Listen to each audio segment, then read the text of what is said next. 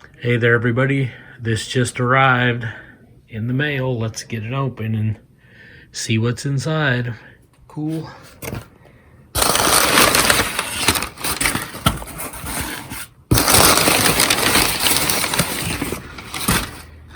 Well, look at that.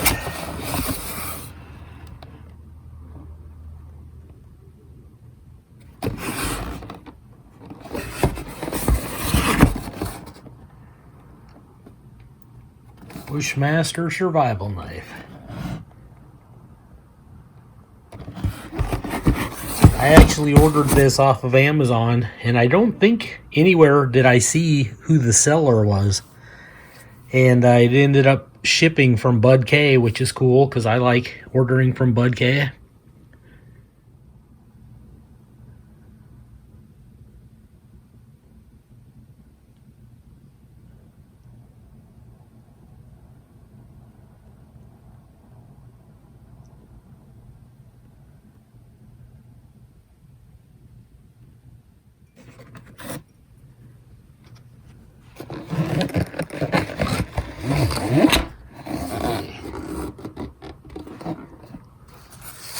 Well, there it is.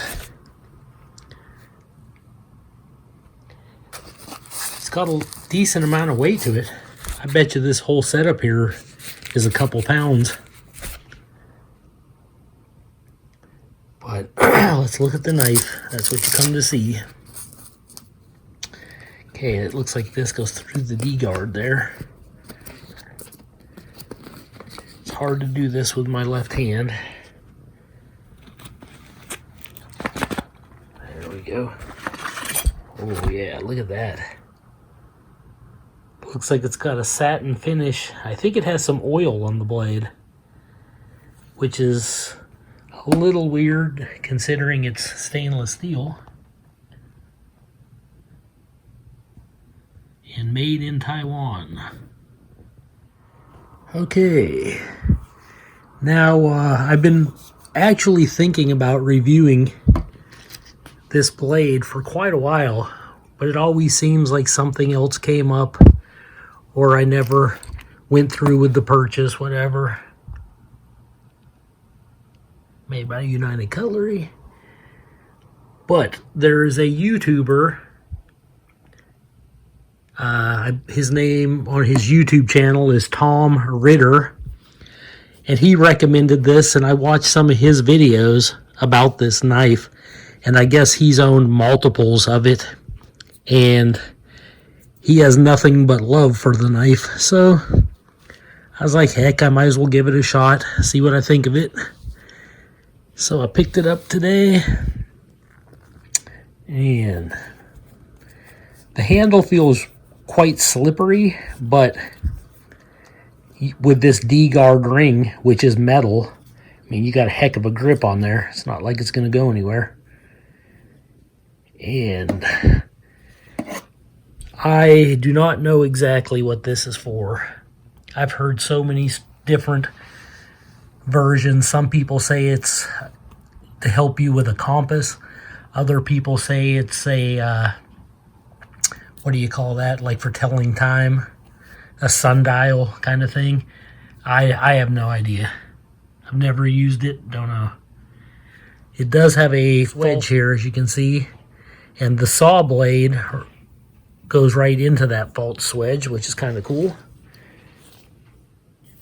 Now, I've always been under the impression that these things were meant, you can saw with them, and they do feel quite sharp, but they were meant to be stuck like through wire or a chain link fence, and then you could like twist it and break the links if you needed to get in or get out of some type of wire fencing or something. But it's got a very long blade on it. I think it was Tom Ritter's video who said that even though these are stainless steel, they've got a high carbon content. And if you don't take care of the blade, like say you left it laying in water or something, you can get some little rust dots on it. And that might be why they coat it in oil when they ship it, like a carbon steel blade.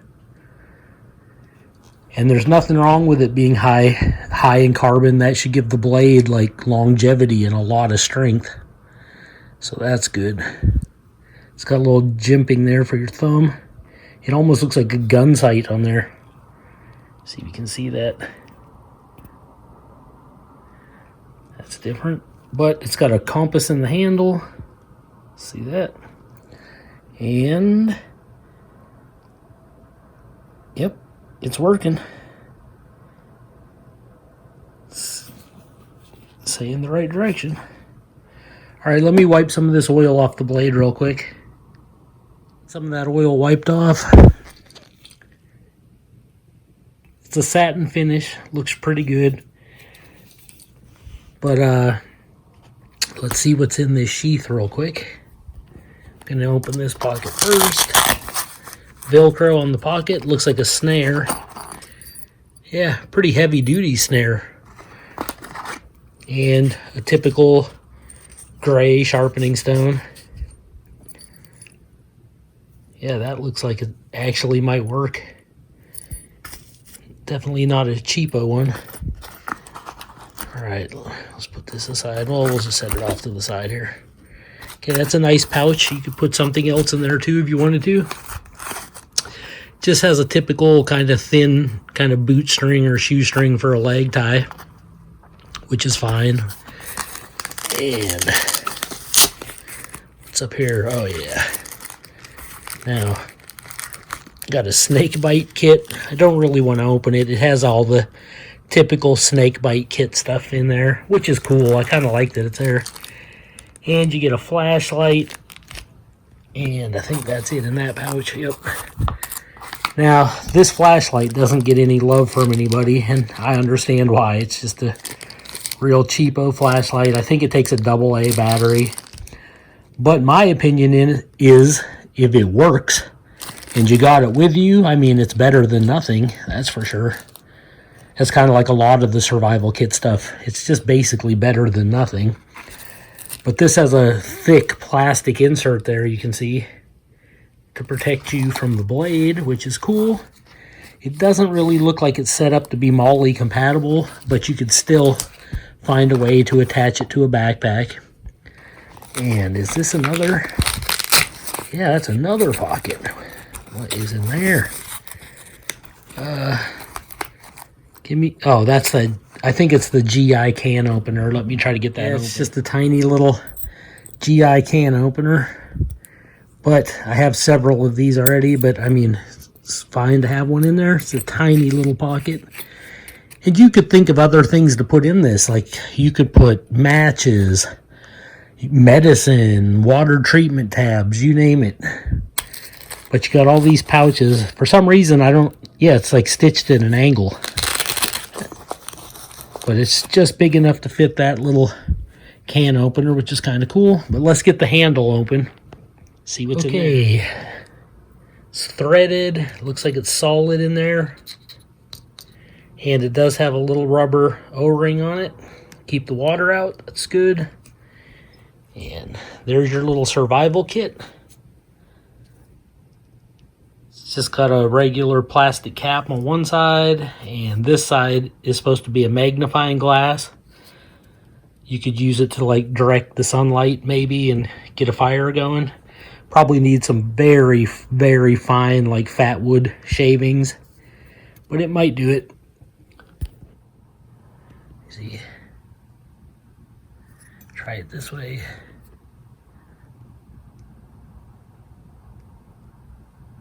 Not the best. It's probably more of a gimmick than anything. This has Morse code on the sticker.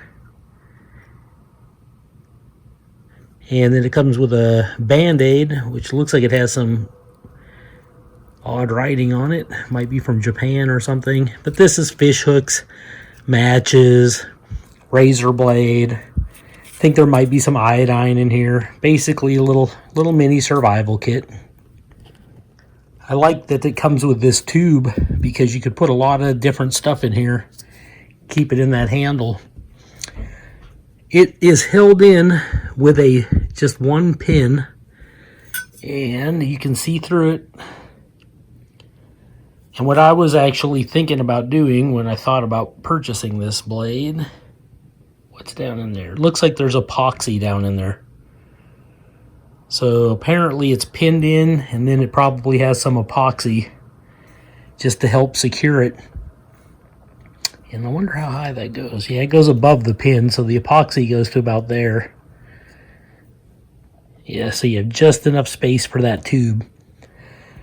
I was thinking about putting like maybe a nail, finding the perfect fit, putting it through the pin, you know, getting the right distance, clipping it, putting it through and sanding the two edges, and then that would just give it that much more strength because this handle is made of metal and it's not super thin, so I think that would increase like the strength of this quite a bit. But then this D-guard, I guess, comes off easy enough too, so let's see that. There you go, just slides off.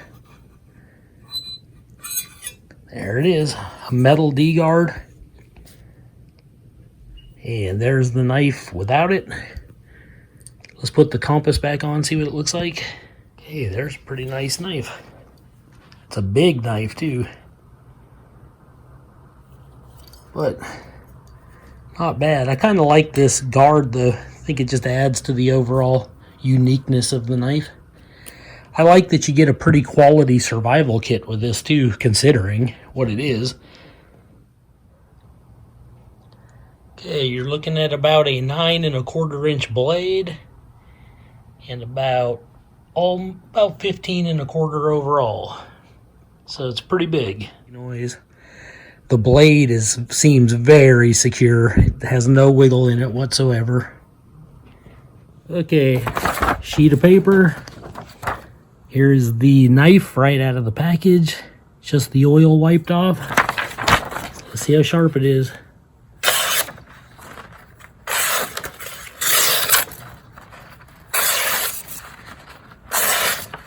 Trying different spots of the blade to see how sharp each part is.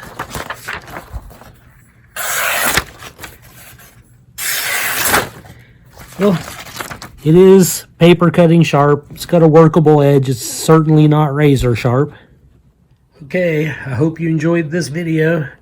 This is probably one of the better hollow handle survival knives out there that you could pick up. Has a better kit than a lot of them do, and even what's in the handle is decent. It's got a big heavy chopping blade, nice saw back on it, fairly thick, about 3/16, and the compass on it works. I want to give a shout out to Tom Ritter and his YouTube channel, because that's kind of what finally sold me on actually picking this up. And he's got pretty decent review of it, and he goes into more detail about a lot of things about it than I did. So check his videos out, and let me see what else. I just think it's a pretty decent knife for a under $50 survival knife. And I ordered it from Amazon. It shipped from Bud K. And I guess that's about it. It's a high carbon stainless steel blade from Taiwan. So, yeah, I'm liking this. I was actually thinking about taking some JB Weld, maybe that steel stick, and filling up the rest of the handle with it, because this is already steel, so it would just make it all like so strong with that epoxy in there. And then putting a metal nail or pin with nice smooth filed edges, and I might even use some JB Weld like Loctite on that pin so it doesn't never come out, and that would just turn this into the super knife. But this video's gone on way too long. I hope you enjoyed it. This is Joe Doomsday signing out.